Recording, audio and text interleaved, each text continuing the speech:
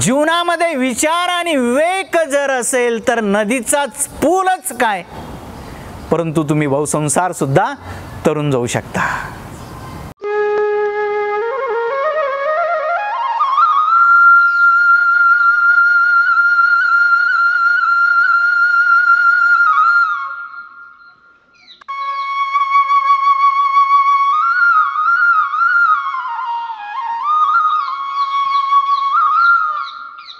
वसुदेव सुतं देवं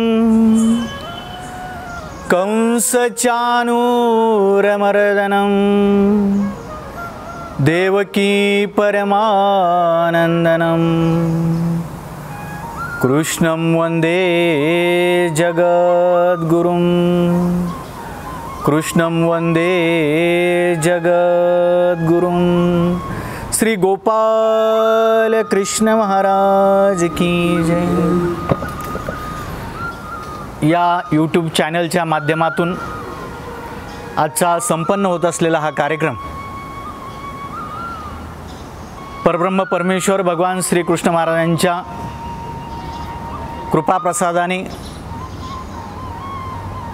यूट्यूब महानुभाव चॅनल या चॅनलचे आयोजक, संयोजक, नियोजक श्रीमान सद्भक्त सागरदादा मते आमचे परम शिष्य, त्याचप्रमाणे सर्व आदरणीय संत, महंत, सद्भक्त, वासनिक आणि बंधू भगिनींनो, ग्रस्त धर्मामध्ये जीवन जगत असताना मनुष्य दोन गोष्टींना दुःखी आहे, परिस्थिती आणि मनस्थिती. या दोनच गोष्टींना मनुष्य दुःखी आहे.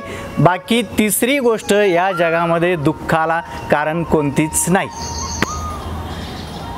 मी आज परिस्थिती आणि मनस्थिती याच विषयावर तुम्हाला सविस्तर निरूपण करणार आहे. मग परिस्थिती व्यवस्थित राहण्यासाठी तुम्हाला काय करावं लागणार आहे? परिस्थिती व्यवस्थित राहण्यासाठी तुम्हाला कर्म करावं लागणार आहे. मनस्थिती व्यवस्थित राहण्यासाठी तुम्हाला काय करावं लागणार आहे? मनस्थिती व्यवस्थित राहण्यासाठी तुम्हाला धर्म करावा लागणार आहे. परिस्थिती व्यवस्थित राहण्यासाठी तुम्हाला कर्म करावं लागणार आहे. कर्म ही तुमच्या शरीराची कमाई आहे. मनस्थिती व्यवस्थित राहण्यासाठी तुम्हाला धर्म करावा लागणार आहे.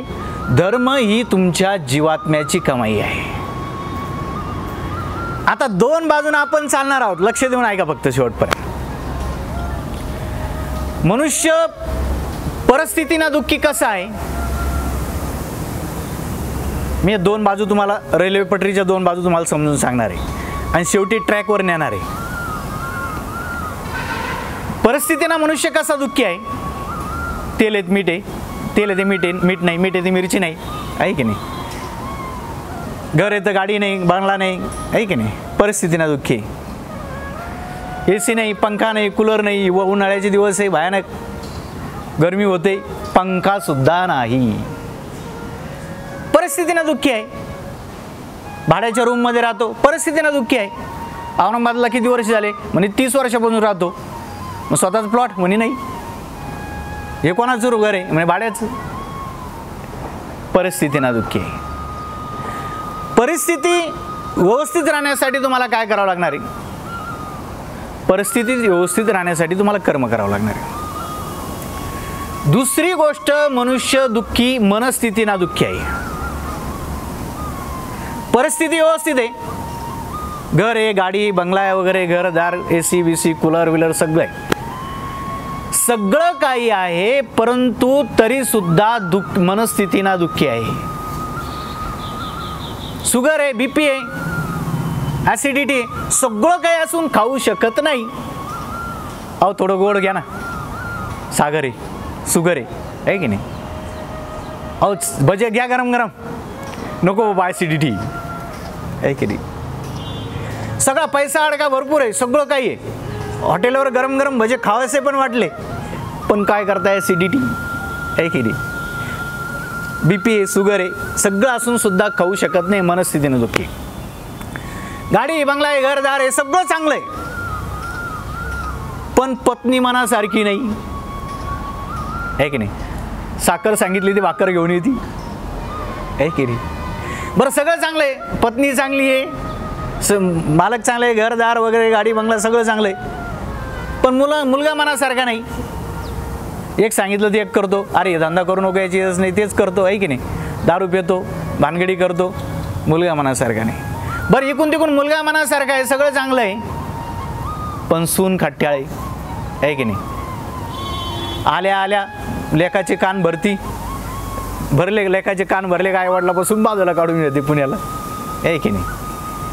आईवडिलांकडे दुर्लक्ष, काय करावं, सगळं आहे, गाडी आहे, बंगला आहे, घर आहे, दार आहे, सगळे, पण पोट पत्नी आल्यापासून बिघड, आहे की नाही. मनस्थिती ना दुःखी आहे, सगळं चांगलं आहे, परंतु मनस्थिती ठीक नाही, आहे की नाही.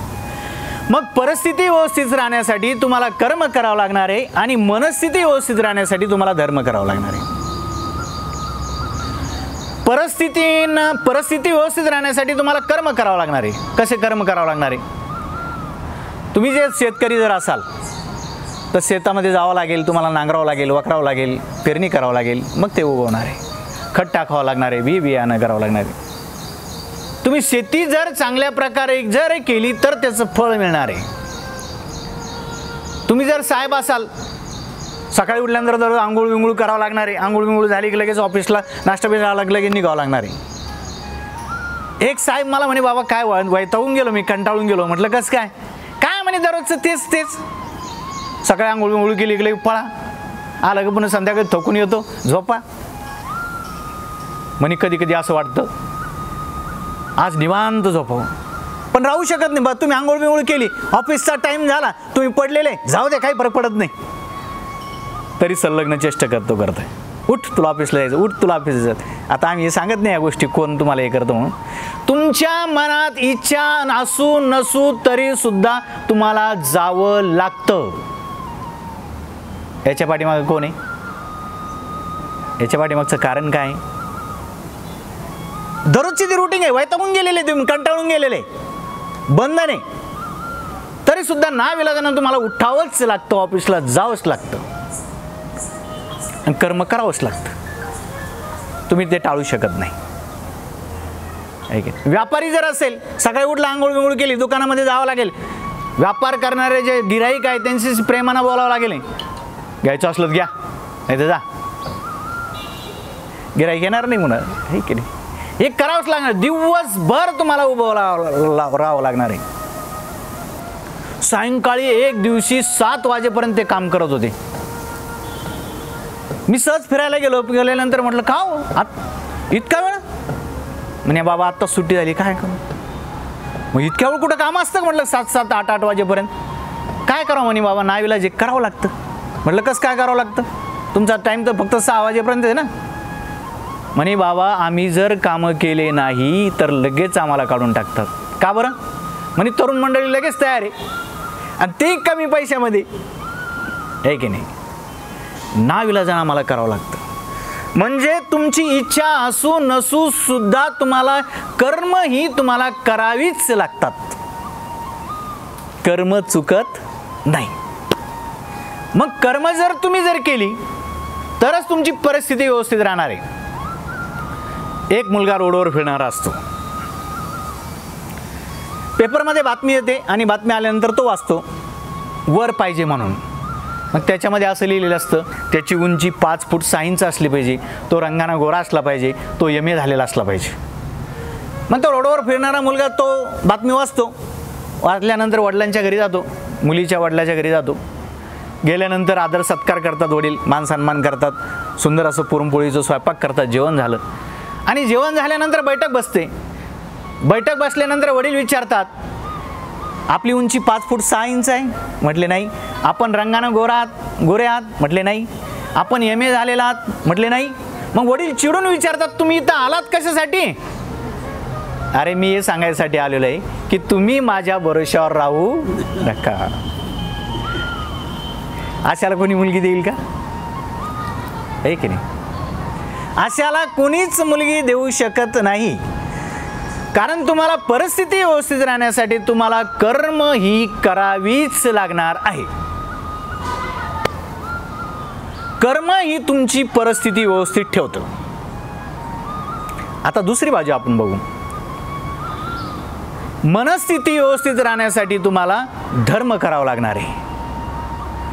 धर्म ही तुमची मनस्थिती व्यवस्थित ठेवतं. आता धर्म ही तुमची मनस्थिती कशी व्यवस्थित ठेवतं? एका पाटलाला 100 क्विंटल कापूस झाला. 100 क्विंटल कापूस झाल्यानंतर पाटील नमस्कार. पाटील हवेमध्येच. कोणीतरी बिडी पिली, कापूस गेला जळून, पाटील बसलं रडत. पाटील बसलं रडत. एवढं विचार करण्यासारखी गोष्ट आहे. 100 क्विंटल कापूस झाला, हवेत चालला, जळून गेल्यानंतर रडत बसला. आणि तेच जर धर्माचं ज्ञान जर तिथं असतं तर त्यांनी विचार आणि विवेक केला असतं. कसा विचार विवेक केला असता? ठेविले अनंते तैसेची राहावे, ठेविले अनंते तैसेची राहावे, चित्ती असू द्यावे समाधान, चित्ती असू द्यावे समाधान, ठेविले अनंते तैसेची राहावे, ठेविले अनंते तैसेची राहावे. त्या अनंतानं मला जसं ठेवलंय ना, परमेश्वराने मला जसं ठेवलं ना, मी तसं राहणार आहे. चित्ती असू द्यावे समाधान, माझ्या अंतःकरणामध्ये समाधान राहणार आहे की नाही? तो विचार करणार आहे. मला त्या भगवंतानी जसं ठेवलं ना, सुखात ठेवलं मी सुखात राहणार आहे, दुःखात ठेवलं मी दुःखात राहणार आहे. 100 क्विंटल कापूस झाला तर रुळून जाणार नाही आणि जळून गेला तर रडत बसणार नाही. त्या भगवंतानी मला जसं ठेवलं ना तसं मी राहणार आहे. मग हे केव्हा शक्य होतं? ज्यावेळेस तुम्हाला धर्माचं ज्ञान असेल. आणि धर्माचं ज्ञान जर असेल तरच तुम्ही त्याच्यावर विचार आणि विवेक करणार आहे. माणसाच्या जीवनामध्ये विचार आणि विवेक जर नसेल तर जीवनाला काही अर्थ नाही. मग धर्मामुळे ही विचार आणि विवेक करण्याची शक्ती आपल्याला प्रबळ प्राप्त होते ज्ञानामुळं. पावसाळ्याचे दिवस असतात, सुंदर असं वातावरण असतं, सगळीकडे वनराई फुललेली असते, निसर्गरम्य वातावरण असतं, पाऊस पडलेला असतो, वनराईनं हिरवी शाल पांघुरलेली असते, जनावरांना चरायला वगैरे झालेलं असतं. एक डोंगर असतो आणि त्या दोन्ही डोंगराच्या मध्ये एक छोटीशी नदी असते. पलीकडच्या डोंगरावर गुराखी चरणारे आलेले असतात, शेळ्या मेंढ्या वगैरे घेऊन, आणि ह्याही डोंगरावर शेळ्या मेंढ्या घेऊन गुराखी आलेले असतात. मधामध्ये नदी आहे, एक छोटासा लाकडी पूल त्याच्यावर आहे. एक वेळेस काय होतं, एक कुत्रं तिकून येतं, एक कुत्रं इकून येतं. आल्यानंतर त्या लाकडी पुलावर येतात. आल्यानंतर दोघं एकमेकाला पाहतात, पाहिल्यानंतर भुकायला सुरुवात करतात. भुकता भुकता एकमेकावर तुटून पडतात आणि तुटून पडल्याबरोबर तसेच नदीमध्ये वाहून चालले जातात. जवळच एक संन्यासीची झोपडी असते. त्या गोष्टीला साक्षीदार तो असतो. काही दिवसानंतर काय होतं, बकऱ्या चारणारे तिकडे येतात, इकडून बकऱ्या चारणारे येतात. तिकडची एक बकरी इकडे येते, इकडची एक बकरी तिकडे येते. आल्यानंतर दोन्ही त्या लाकडी पुलावर उभं राहतात, समोरासमोर उभं राहतात. आणि उभं राहिल्यानंतर आता विचार आणि विवेक करतात की आता आपण जायचं कसं. त्यावेळेस एक बकरी विचार करते की म्हटले असं कर, मी खाली बसते, माझ्या पाठीवर पाय देऊन तू इकडे चल, तुझ्या पाठीवर मी इकडे जाईल. दोघी एकमेक, एक खाली बसते, तिच्यावर पाठीवर पाय देते आणि एक इकडे जाते, एक इकडे जाते. दोघेही व्यवस्थित प्रकारे नदीचा पूल पार करतात. जीवनामध्ये विचार आणि विवेक जर असेल तर नदीचाच पूलच काय, परंतु तुम्ही बहुसंसार सुद्धा तरून जाऊ शकता. पण जीवनामध्ये विचार आणि विवेक जर नसेल तर कुत्र्याची परी झाल्याशिवाय राहणार नाही, आहे की नाही? मी रागाच्या या विषयामध्ये तुम्हाला सांगितलेले आहे की नाही? आपण विचार आणि विवेक करत नाही. एखादा बेवडा पार्टी तुम्हाला शिवाय द्यायला लागल्यानंतर तुम्ही त्याला भांडता, हे करता, तिथं विचार विवेक करत नाही तुम्ही. त्याला उचलून आदळता, संपवता आणि शेवटी जेलमध्ये जाऊन बसता. तिथं विचार आणि विवेक करत नाही तुम्ही. अरे मूर्ख आहे, मूर्खाच्या पुढे नादी लागायचं असतं का? आहे की नाही? मूर्खाच्या नादी लागायचे नसतं. कधी लक्षात ठेवा, मूर्खाच्या नादी लागायचं असतं. एक वेळेस राजा विचार करून प्रधानाला म्हणतो, प्रधान तू एवढा हुशार आहे, तर तुझा गुरु केवढा हुशार असेल, किती हुशार असेल? मूर्खाचं नादी लागायचं नसतं यावरून सांगतोय बरं का. आता प्रधानाला कुठला गुरु? तो मूळचाच हुशार. मला तुझ्या गुरुची भेट घ्यायची म्हटले. काय हरकत नाही म्हटले, ठीक आहे काय हरकत नाही. प्रधान हा जंगलामध्ये जातो. जंगलामध्ये गेल्यानंतर आता गुरु द्यायचा आहे राजा प्रधानाला, तर गुरु नाही. एक मेंढपाळ असतो. मेंढपाळाला तो म्हणतो, तू माझं एक काम करशील का? म्हटले हो करेल. नाही बुवा मी नाही करत म्हटले, मला मेंढ्या चारावं लागतात. म्हणजे मेंढ्या चारायचे तुला किती पैसे भेटते? म्हणजे आम काम कर. ठीक आहे म्हटले, त्याच्यापेक्षा दुप्पट देतो मी पैसे, पण उद्या माझं एक काम करायचं. म्हटले ठीक आहे काय हरकत नाही. म्हणे काय काम आहे? म्हणे संन्यासीचे कपडे घालून इथं बसायचं, राजा तुझ्या दर्शनाला येणार आहे. अरे नको म्हणे बाबा, राजा माझ्या दर्शनाला. मला काही विचारलं तर म्हणे तुला राजा काही विचारणार नाही, तू काही सुद्धा बोलायचं नाही. म्हणे मग काय करायचं? राजा दर्शनाला आल्यानंतर फक्त रागानं टकमक त्याच्याकडे बघायचं, बाकी दुसरं काहीच करायचं नाही. ठीक आहे म्हटले काय हरकत नाही, एवढंच काम आहे ना? नाही तर त्यानं काही विचारलं मला काही येत नाही बरं का. बरं ठीक आहे बाबा काय हरकत नाही. दुसऱ्या दिवशी संन्यासीचे कपडे वगैरे घालून धनगर तिथं बसलेला आहे मेंढपाळ. आणि दुसऱ्या दिवशी राजा, हा राजेसाहेब तुम्हाला माझ्या गुरुच्या भेटीला चालायचं ना? हो चालायचं. ठीक आहे म्हटले काय हरकत नाही, करा तयारी. राजाने तयारी वगैरे केलेली, अंबारीवर बसलेलं आहे, सोनं नाणं हिरे माणिक मोती घेतलेली आहे आणि दर्शनाला निघालेलं आहे. दर्शनाला गेल्याबरोबर अंबारीवरून ते उतरलेले आहे. हे संन्यासी तिथं बसलेले, कमंडलू वगैरे आहे, सगळं आहे. राजानं दर्शन केलेलं आहे आणि सोनं चांदी त्यांना अर्पण केलेलं आहे. तरी ते संन्यासी रागानं राजाकडं सारखं टकमक बघताय. राजानं दंडोत केलेला आहे, आशीर्वाद सुद्धा द्यायला तयार नाही, तरी सुद्धा रागानं त्याच्याकडं टकमक बघताय.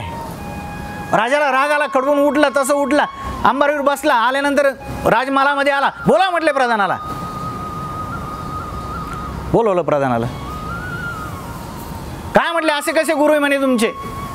एवढा मोठा राजा दर्शनाला आल्यानंतर एक शब्द सुद्धा बोलायला तयार नाही म्हटले. प्रधान म्हणतो मूर्खासोबत कशाला बोलतील? मला मूर्ख म्हटलं म्हणे सिद्ध करून दाखवणं तर चिरछेद केलं जाईल म्हटले. म्हणे राजेसाहेब मूर्ख नाही इथं काय? पुन्हा मूर्ख म्हणतो म्हटले. म्हणे राजेसाहेब तुम्ही गुरुच्या भेटी चाललेले आहात, कसं जावं म्हटले? लीनतेने जावं, नम्रतेने जावं, पहिली गोष्ट.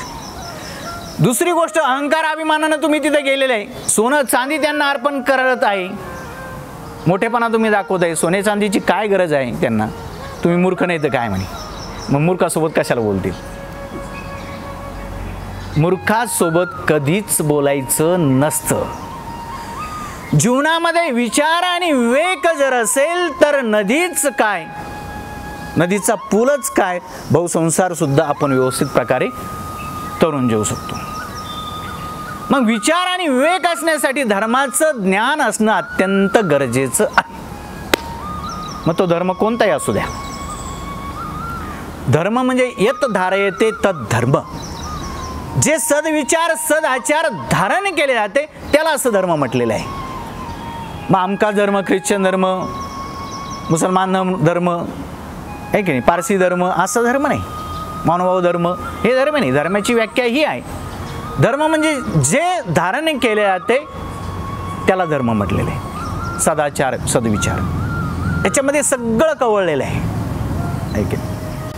म्हणून मनस्थिती व्यवस्थित राहण्यासाठी तुम्हाला धर्म करावा लागणार आहे. धर्म ही तुमच्या जीवात्म्याची कमाई आहे. परिस्थिती व्यवस्थित राहण्यासाठी तुम्हाला कर्म करावं लागणार आहे. कर्म ही तुमच्या शरीराची कमाई आहे आणि धर्म ही तुमच्या जीवात्म्याची कमाई. आता तिसरा मुद्दा आहे, मग कर्म ही तुमच्या शरीराची कमाई कशी? बघा तुम्ही, मनुष्य मेल्यावर खाली का राहतं? मनुष्य मेल्यावर खाली का राहतं? शरीर, जीवात्मा चालला जातो. मग दोन प्रकारची कमाई करतो मनुष्य, एक शरीरासाठी आणि दुसरी जीवात्म्यासाठी. मग शरीरासाठी काय काय करतो? दररोज सकाळी उठल्यानंतर स्नान करतो, चांगलं दिवसा म्हणून पावडर लावतो, चांगले कपडे घालतो, 4 पैसे कमवतो, 3 टायमाचा पोटाला खातो, खाऊन खत करतो. हे झालं शरीरासाठी, आहे की नाही? घरदार, गाडी, बंगला वगैरे हे सगळं शरीरासाठी करतो, आहे की नाही? शरीरासाठी आयुष्यभर कमाई संपत नाही. एक जण म्हणे, बाबा आपलं काय नाही म्हणले, एकदा घर झालं ना बस आपल्याला संन्यास घेऊन टाकायचं म्हटले. 1 वर्षात घर होऊन जातं म्हटले. बरं म्हटलं काय हरकत नाही. 1 वर्षात घर बीर झालं, सगळं झालं, आम्ही गेलो. चला म्हटले आता. नाही ना बाबा, आता घर झालं पण कसं आहे, पोराला जयपूरहून करमाडला जावं लागतं, मोटरसायकल एकदा घेऊन दिली ना टेन्शन म्हटलं म्हटले. आता याचं कर्ज फिटलं, 1 वर्षात मोटरसायकल होती म्हटले. ठीक आहे, काय हरकत नाही म्हटले, आम्हाला काय. 1 वर्षानंतर 1 वर्ष झालं, मोटरसायकल वगैरे घेऊन दिली, यजमानाकडं पुन्हा गेलो. म्हटलं आता घर झालं, मोटरसायकल झाली, चला आता संन्यास घ्यायला आश्रममध्ये. म्हण बाबा, म्हटलं आता काय, मोटरसायकलवर फिरू फिरू त्याचं कंबरडं गेलं म्हणे. आता ते समृद्धीचे महामार्गाचे पैसे आलेले ना, एकदा 4 व्हीलर घेऊन दिली का आपलं टेन्शन मिटलं. ठीक आहे म्हटलं, काय हरकत नाही, अजून 1 वर्ष तुम्हाला. 1 वर्ष झालं, 4 व्हीलर आली, सगळं आलं. 1 वर्षानंतर आम्ही गेलो. म्हटलं आता चला, 56 ओलांडत आले. त्याचं काय म्हणे, बाबा मी जर निघून गेलो ना, याचं लग्न कोण करील? एकदा लग्न केलं ना, सुनबाई आली की टेन्शन मिटलं. म्हटलं ठीक आहे, काय हरकत नाही, लग्न करून द्यायची जबाबदारी, कर्तव्यापासून पळता येत नाही. कारण श्रीकृष्ण भगवंतालाही ते मान्य नाही. क्लेब्यम मास मगम पार्थो, भगवंतानी म्हटलेले, हे अर्जुना, कर्तव्यापासून विन्मुख होऊ नकोस. हिजाड्यासारखा का बसलास? तू क्षत्रिय आहेस, उठ युद्ध कर. युद्ध करणं हे तुझं कर्तव्य आहे. तसं ग्रस्त धर्मामध्ये तुम्ही मुलाला जन्म दिल्यानंतर त्याचं लग्न करणं हे तुमचं कर्तव्य आहे. ठीक आहे म्हटले, काय हरकत नाही, 1 वर्ष अजून तुम्हाला. मुलाचं लग्न वगैरे झालं, आम्ही गेलो. म्हटलं आता चला. म्हणे बाबा काय करावं, ते लहान लेकरू सांभाळायला कोण नाही, ते थोडंसं एकदा मोठं झालं ना मग आपलं टेन्शन मिटलं. 1 वर्षानंतर मग पुन्हा गेलो. लहान लेकरू मोठं झालं, सगळं झालं. म्हणे बाबा चला आता. म्हणे त्याला शाळेत न्यायला कोणी नाही, मलाच न्यावं लागतं, हात धरून मलाच आणावं लागतं. बरं ठीक आहे, काय हरकत नाही म्हटले. पुन्हा 1 वर्षानंतर आम्ही गेलो तर डायरेक्ट मोतीलाच गेलो. यजमान गेले ना. ठीक आहे, शरीरासाठी तुम्ही आयुष्यभर कमाई केली संपत नाही. एक मुलगा आत्महत्या करण्यासाठी निघाला रेल्वे स्टेशन. हातामध्ये टिफिनचा डब्बा आहे. रस्त्यानं जात असताना त्याचा मित्र त्याला भेटतो. का रे म्हटले, कुठे चालला? म्हणे मी आत्महत्या करण्यासाठी चाललो. कंटाळलो म्हटले, जीवनाला वैतागलो, टेन्शन आलं, मरमर राबाव, किती पळपळ पळाव करा, राब कष्ट करा, जिथले तिथे म्हटले आत्महत्या करायला निघालो म्हटले. तो म्हणतो, राजा आत्महत्या करण्यासाठी निघाला येतपर्यंत ठीक आहे म्हटले, पण हातात टिफिनचा डब्बा कशासाठी? त्यावेळेस तो म्हणतो, राजा रेल्वे जर लेट आली तर मी काय उपाशी मरू का? म्हणजे मरायला चाललेला आहे तरी सुद्धा पोटा पाण्याची व्यवस्था संपली नाही. शरीरासाठी तुम्ही आयुष्यभर कमाई केली तर ती संपत नाही. म्हणून परिस्थिती व्यवस्थित राहण्यासाठी तुम्हाला कर्म करावं लागणार आहे. कर्म ही तुमच्या शरीराची कमाई आहे. मनस्थिती व्यवस्थित राहण्यासाठी तुम्हाला धर्म करावा लागणार आहे. धर्म ही तुमच्या जीवात्म्याची कमाई आहे. तिसरा विषय. मग आता शरीरासाठी तुम्ही वाटेल केलं, मला जीवात्म्यासाठी कोणती कमाई सांगा बरं. शरीरासाठी आहे, घरदार गाडी बंगला वगैरे हे सुखभोग उपभोग घ्यायचा, हे झालं. जीवात्म्यासाठी कोणती कमाई आहे? जीवात्म्यासाठी कोणती कमाई? जीवात्म्यासाठी खरी कमाई आहे परमेश्वराचं नामस्मरण, चिंतन, देव देवपूजा, पारायण, मेडिटेशन, हे की नाही, साधना करणे, ध्यानधारणा करणे, उपासना करणे, हे की नाही, ही जीवात्म्यासाठी कमाई आहे.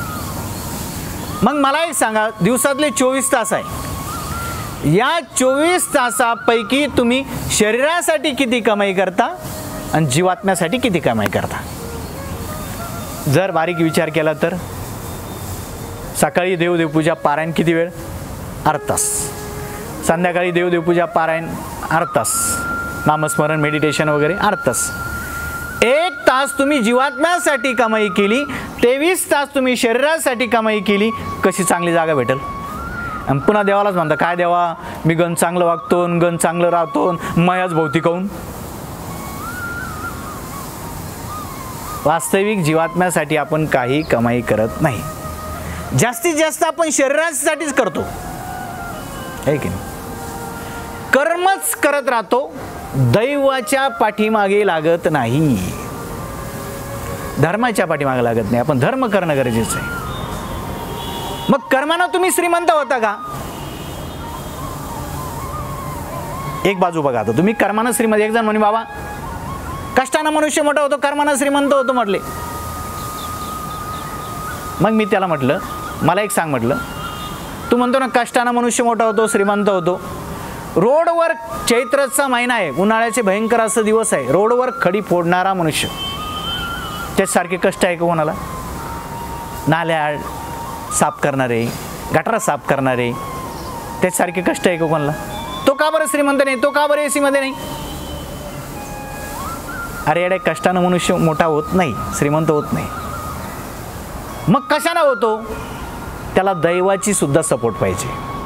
कर्म आणि दैव या दोन्ही गोष्टी गरजेच्या आहे. तुम्हाला उदाहरण देऊन जर सांगायचं म्हटलं, माझ्या प्रश्नाचं उत्तर द्या.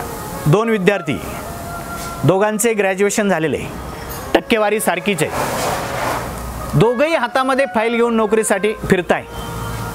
एक थोडासा प्रयत्न करतो, त्याला यश येतं, आणि एक खूप प्रयत्न करूनही यश येत नाही. याच्या पाठीमागचं कारण काय सांगा?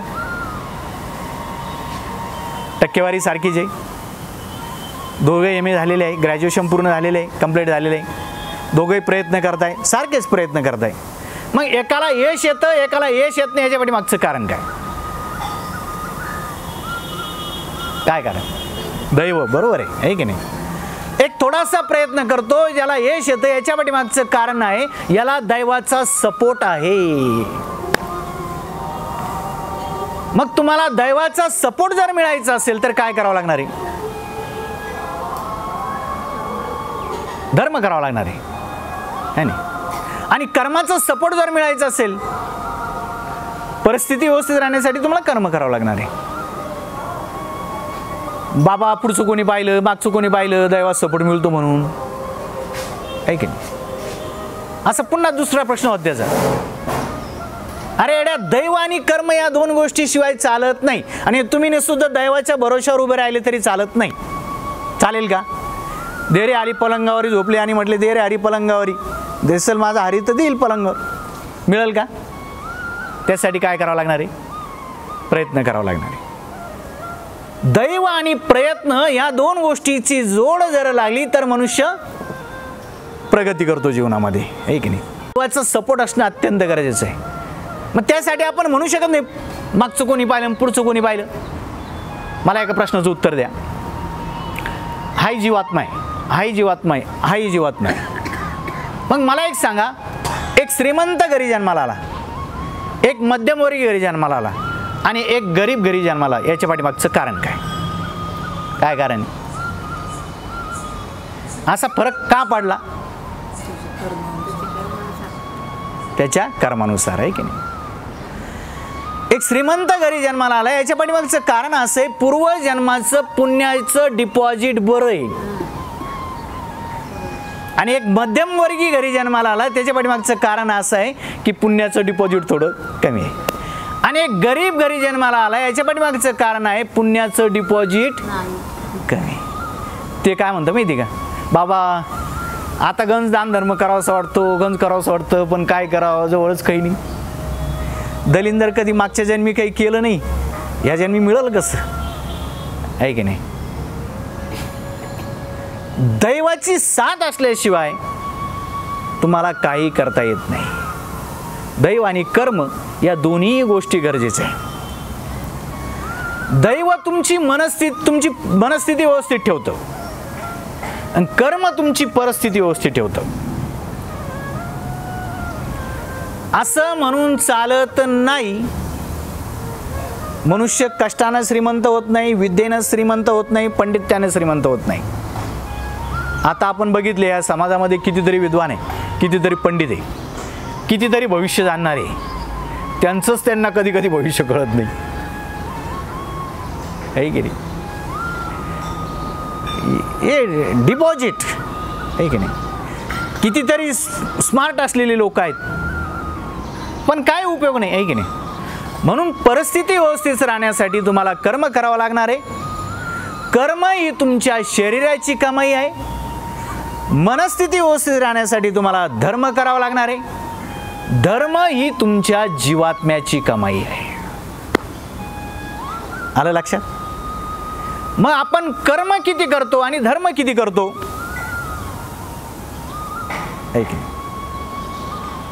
आणि आपली मनस्थिती व्यवस्थित राहण्यासाठी धर्म गरजेचा आहे. जीवनामध्ये विचार आणि विवेक महत्वाचा आहे. परब्रह्म परमेश्वर भगवान श्री चक्रधर स्वामींनी जीवनामध्ये विचार आणि विवेकानं जगायचं सांगितलेलं आहे. जीवनामध्ये विचार आणि विवेक जर नसेल ना, जीवनाची दुर्गती झाल्याशिवाय राहणार नाही. दुर्गती झाल्याशिवाय राहणार. प्रत्येक गोष्टीला विचार आहे. स्वामींनी एक जणाला गुंफा बघायला सांगितली. एका गावाला स्वामी मुक्कामाला आलेले आहे. उपाध्यवासाला सांगितलं, जा म्हटले आपल्या राहण्यासाठी काही गुंफा वगैरे बघून या. गेल्यानंतर बघितल्यानंतर आले. गुंफा व्यवस्थित आहे का म्हटले, हो व्यवस्थित आहे. पाण्याची व्यवस्था आहे का, अरे म्हटलं बघायचं राहिलं. गेले पुन्हा गेल्यानंतर पाहिलं इकडं तिकडं पाणी काही नव्हतं. म्हणे आले स्वामीकडे आले, दंड घातले, श्रीचरण लागले, जी पाणी आहे पण खूप दूर आहे म्हटले.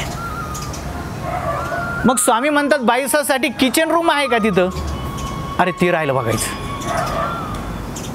पुन्हा धावत पळत गेल्यानंतर पुन्हा बघून आले, जी 3 रूम आहे म्हटले, परंतु मग ते लय जळमटण वगैरे हे घाण आहे. मग पुन्हा स्वामी म्हणतात, आम्हाला राहायला तिथं रूम आहे का एखादी चांगली व्यवस्थित, ओटा बिटा आहे का, जी ते बघायचं राहिलं. पुन्हा गेले, पुन्हा आल्यानंतर स्वामी म्हणतात की तिथे येणारे जाणारे कोणी आहेत का, की आसपास काही घरं बिरं आहेत का, जी ते राहिलं म्हटले बघायचं. मग स्वामी नागदेवाचार्याला म्हणतात, नागदेवा जा आपल्याला रूम बघून या, मठ बघून या. नागदेवाचार्य गेले आणि गेल्यानंतर सगळं व्यवस्थित बघून आले. स्वामींनी विचारलेल्या प्रत्येक प्रश्नाचं उत्तर दिलं आणि काय योग्य आहे काय अयोग्य आहे सगळं स्वामींनी सांगितलं. त्यावेळेस स्वामींनी म्हणतात, असं पाहिजे. ठीक आहे. जीवनामध्ये विचार आणि विवेक पाहिजे, यथासंग वाक्य पाहिजे. जसं सांगितलं, एका कामामध्ये, एका चक्रामध्ये तुम्हाला 4 कामं करता आली पाहिजे. काही असे विचित्र असतात, एका चक्रामध्ये 4 चक्रामध्ये एकच काम करतील. 4 चक्रामध्ये एकच काम करणारे असे आडमुठ्ठे, त्याला सांगावं लागतं, भाऊ तू इथंच बैस, माझं मीच करतो.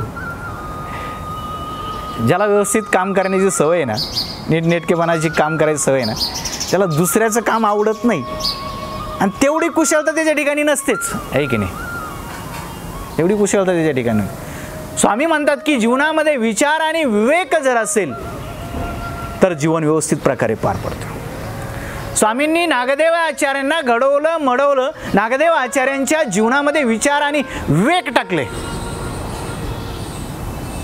म्हणून नागदेव आचार्य बहुसंसार पार करून गेले, परब्रह्म परमेश्वराच्या मोक्षाला प्राप्त करून गेले. म्हणून आज आता उद्या आषाढी आहे, या आषाढीच्या दिवसाच्या निमित्तानं आज हा योग आलेला आहे. त्याच्या आदल्या दिवशी बऱ्याच दिवसापासून सागर भाऊचं म्हणणं होतं की बाबा ग्रस्त धर्मामध्ये जे आवश्यक आहे ते ज्ञान सगळ्यापर्यंत पोहोचलं पाहिजे, ते आपण सांगितलं पाहिजे. तर या 8-15 दिवसामध्ये याच्यावर विचार आणि विनिमय चिंतन केलं की सांसारिक जीवनामध्ये मनुष्य कोणत्या गोष्टींना दुःखी आहे. तर माझं असं लक्षात आलं की सांसारिक जीवनामध्ये मनुष्य फक्त 2च गोष्टींना दुःखी आहे, परिस्थिती आणि मनस्थिती.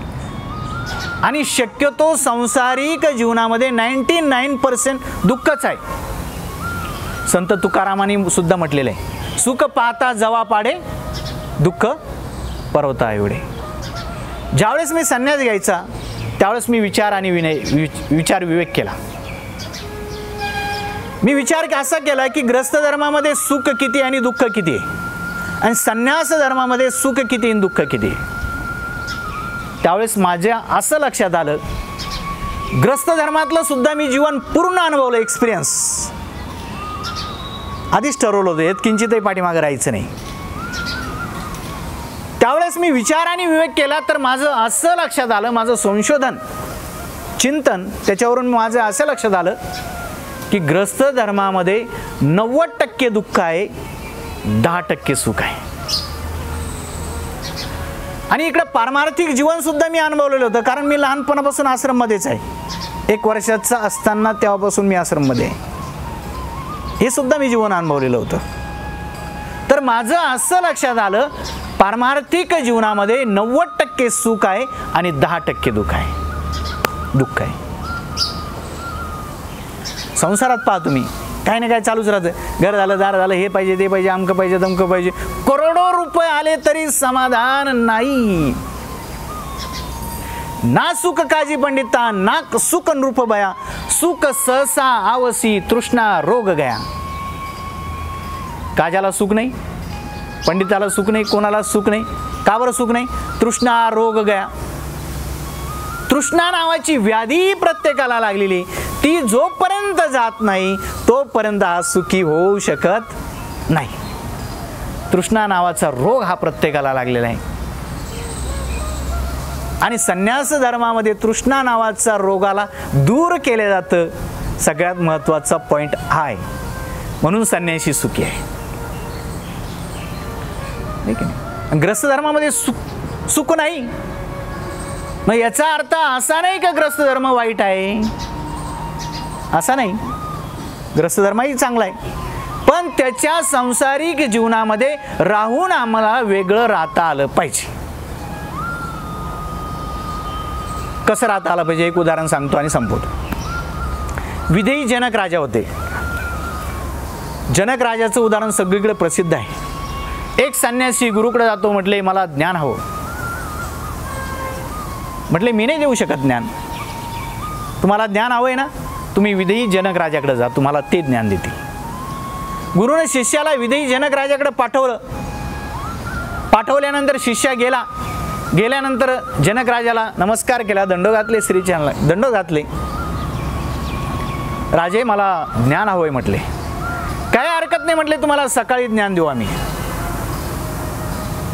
ठीक आहे म्हटले, काय हरकत नाही. सायंकाळच्या टायमाला विचार करायला लागला शिष्य, एवढा राजवैभवामध्ये राहणारा, त्याच्या अनेक स्त्रिया आहे, एवढा अष्टभोगामध्ये राहणारा, हा मला काय ज्ञान देणार आहे.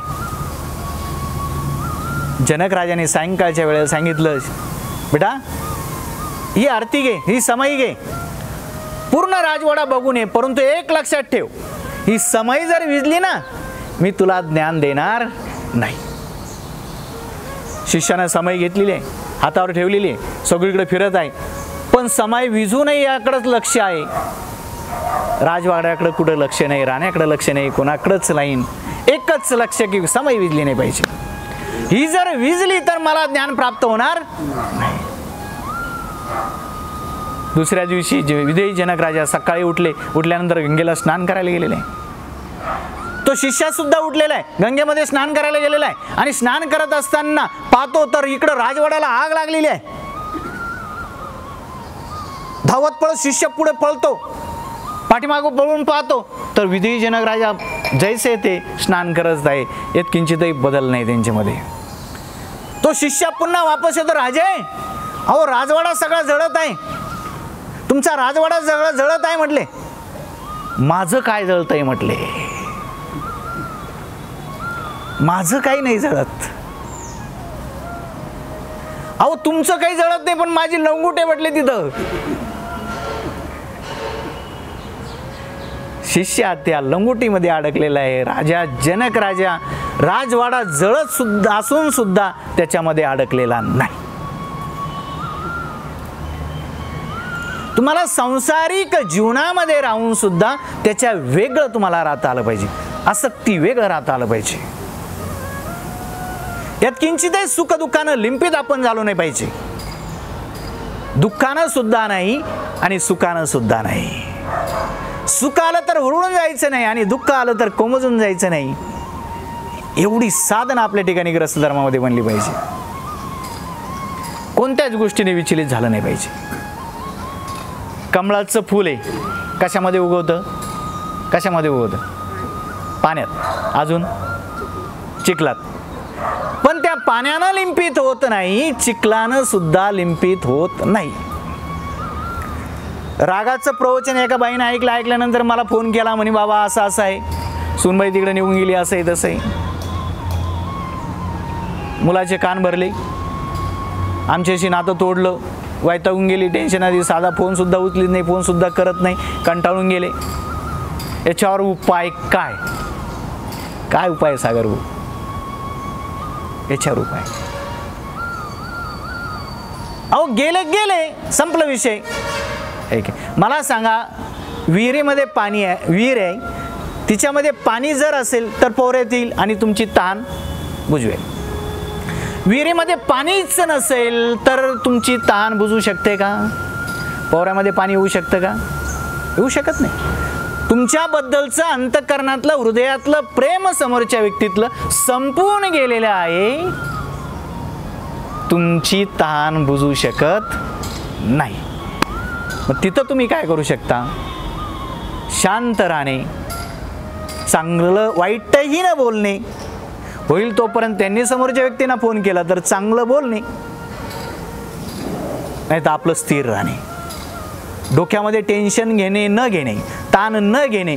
डोक्यामध्ये टेन्शन घेणे, ताण घेणे म्हणजे आपण आपल्या स्वतःला त्रास करून घेणे. काय फायदा काय? आपण आपल्या स्वतःला त्रास करून घेणे. आणि आपण आपल्याला स्वतःला त्रास करून घेणे म्हणजे शारीरिक स्वस्थता बिघडणे.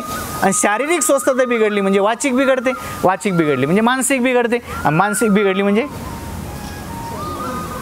टेन्शन, ताण. सांसारिक जीवनामध्ये जास्तीत जास्त दुःखच बाहुल्याभिप्राय आहे, परंतु त्याच्यामध्ये राहून सुद्धा आपल्याला वेगळं राहता आलं पाहिजे विदेही जनक राजासारखं, तरच आपण आपल्या जीवनामध्ये यशस्वी होऊ शकतो. म्हणा पुन्हा आपण एकदा पाठीमागे लाईनीवर येऊ. सांगा, परिस्थिती व्यवस्थित राहण्यासाठी काय करावं लागणार आहे? कर्म करावं लागणार आहे. मनस्थिती व्यवस्थित राहण्यासाठी काय करावं लागणार आहे? धर्म करावं लागणार आहे. परिस्थिती व्यवस्थित राहण्यासाठी कर्म करावं लागणार आहे. कर्म ही कुणाची कमाई आहे? बरोबर, शरीराची. मनस्थिती व्यवस्थित राहण्यासाठी धर्म करावं लागणार आहे. धर्म ही कोणाची कमाई आहे? जीवात्म्याची. म्हणून आपल्याला ग्रस्त धर्मामध्ये जीवन जगत असताना शरीरासाठी सुद्धा कमाई करायची आहे आणि जीवात्म्यासाठी सुद्धा कमाई करायची आहे. जीवात्म्यासाठी जसं शरीरासाठी आपण कमाई करून ठेवतो, म्हातारपणी आपल्याला लागल, दुखे सुखे यांचा काय भरोसा आहे की नाही? हे देते की नाही देते, आहे की नाही? तुम्ही डिपॉझिट जमा करून ठेवता म्हातारपणासाठी, पण म्हातारपणानंतर डिपॉझिट जर कोणतं आहे तर ते पुण्याचं, ती जीवात्म्यासाठी कमाई. ते डिपॉझिट आपण जास्तीत जास्त जमा केलं पाहिजे मी असं म्हणत नाही तर तुम्ही कर्मही करा, धर्मही करा, शरीरासाठीही कमाई करा आणि जीवात्म्यासाठी सुद्धा कमाई करा. तीच तुम्हाला जीवात्म्यासाठी केलेली कमाई आहे, तीच तुम्हाला खरी कामाला येणार आहे. पुढं ते डिपॉझिट आहे. मी ईश्वरचरणी अशी प्रार्थना करतो की तुमची परिस्थिती व्यवस्थित राहावी आणि मनस्थिती व्यवस्थित राहावी. परिस्थिती व्यवस्थित राहण्यासाठी तुम्ही कर्म करत राहा, मनस्थिती व्यवस्थित राहण्यासाठी तुम्ही धर्म करत राहा. परिस्थिती व्यवस्थित राहण्यासाठी तुम्ही कर्म करत राहा, कर्म ही तुमच्या शरीराची कमाई आहे. आणि मनस्थिती व्यवस्थित राहण्यासाठी तुम्ही धर्म करत राहा, धर्म ही तुमच्या जीवात्म्याची कमाई आहे. जास्तीत जास्त ही कमाई आपण सर्वांनी करावी. ईश्वरचरणी प्रार्थना करून मी माझे 2 शब्द संपवतो. त्वमेव माता च पिता त्वमेव, त्वमेव बंधूच सखा त्वमेव, त्वमेव विद्या द्रविणं त्वमेव, त्वमेव सर्वं मम देव देव, त्वमेव सर्वं मम देव देव. श्री गोपाल कृष्ण महाराज की जय.